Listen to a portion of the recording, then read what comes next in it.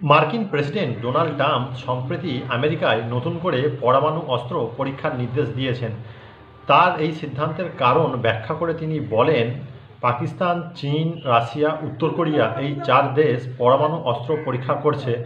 একমাত্র আমেরিকায় পরমাণু অস্ত্র পরীক্ষা করছে না, তাই আমেরিকা পিছিয়ে থাকতে চায় না। রবিবার মার্কিন সংবাদ মাধ্যম সিবিএস নিউজকে দেওয়া এক সাক্ষাৎকারে ট্রাম্প বলেন, পাকিস্তান, চীন, রাশিয়া, উত্তর কোরিয়া গোপনে পরমাণু অস্ত্রের পরীক্ষা নিরীক্ষা করছে, তাই তিনি আমেরিকাতেও পরমাণু অস্ত্র পরীক্ষার নির্দেশ দিয়েছেন। ট্রাম্প বলেন, আমরা পরীক্ষা করছি কারণ বাকিরাও পরীক্ষা করছে। ৩৩ বছর পর আবার আমেরিকায় ট্রাম্পের নির্দেশে পরমাণু অস্ত্রের পরীক্ষা করা হবে।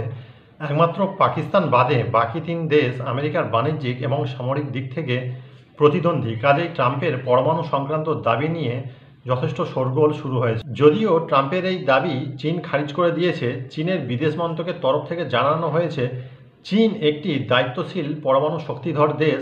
তারা নিজেদের আত্মরক্ষার প্রয়োজন ছাড়া পরমাণু অস্ত্রের পরীক্ষা নিরীক্ষা করে না।